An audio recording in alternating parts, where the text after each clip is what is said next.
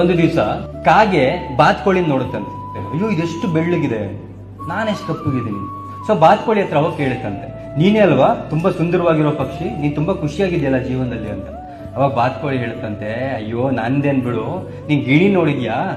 ಗಿಣಿ ಮೈಯೆಲ್ಲ ಅದ್ರ ಹಸಿರಾಗಿದೆ, ಕೆಂಪು ಮೂಗುತಿ ಇದೆ, ಅದು ತುಂಬಾ ಬ್ಯೂಟಿಫುಲ್ ಆಗಿರುವಂತಹ ಹಕ್ಕಿ, ಅದು ತುಂಬಾ ಸಂತೋಷವಾಗಿದೆ, ಅದ್ರ ಹತ್ರ ಹೋಗಿ ಕೇಳು ಅಂತ. ಸೊ ಕಾಗೆ ಹುಡುಕೊಂಡೋಗಿ ಗಿಳಿ ಹತ್ರ ಕೇಳುತ್ತಂತೆ, ನೀನೇ ತುಂಬಾ ಸುಂದರವಾಗಿರೋ ಪಕ್ಷಿ, ನೀನೇ ಬಹಳ ಖುಷಿಯಾಗಿರೋ ಪಕ್ಷಿ ಅಲ್ವಾ ಅಂತ.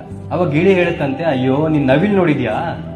ನವಿಲ್ ಹತ್ರ ತುಂಬಾ ಬಣ್ಣಗಳಿದೆ, ಅದು ತುಂಬಾ ಸುಂದರವಾಗಿರೋ ಪಕ್ಷಿ ಅಂದ್ರೆ ನವಿಲು, ಹೋಗಿ ನವಿಲಿನ ಹತ್ರ ನೀನು ಮಾತಾಡು, ಅದೇ ತುಂಬಾ ಖುಷಿಯಾಗಿರೋ ಪಕ್ಷಿ ಅಂತ.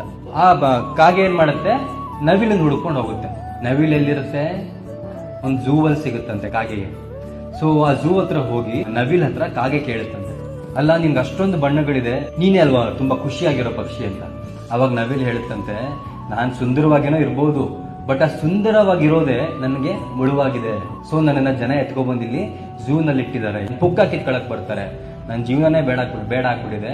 ನೀನ್ ನೋಡು ಕಪ್ಪಗಿರ್ಬೋದು, ಯಾರು ನಿನ್ ತಂಟೆಗೆ ಬರ್ತಾರ, ನೀನ್ ಮುಟ್ಟಿದ್ರೆ ಓಡೋಕ್ ಶನಿ ಶಾಂತಿ ಮಾಡಿಸ್ತಾರೆ, ನೀನೇ ಬಹಳ ನೆಮ್ಮದಿಯಾಗಿರುವಂತಹ ಬಹಳ ಸಂತೋಷವಾಗಿರೋ ಪಕ್ಷಿ ಅಂತ. ಸೊ ಜೀವನದಲ್ಲಿ ಯಾವತ್ತೂ ಇನ್ನೊಬ್ರಿಗೆ ಕಂಪೇರ್ ಮಾಡ್ಕೋಬೇಡಿ, ಅವರೇ ಸಂತೋಷವಾಗಿದ್ದಾರೆ ನಾನ್ ಸಂತೋಷವಾಗಿಲ್ಲ ಅಂತ ಅನ್ಕೊಂಡ್ಬೇಡಿ. ಬಿಕಾಸ್ ಯಾರ ಲೈಫು ಕೂಡ ಪರ್ಫೆಕ್ಟ್ ಆಗಿಲ್ಲ.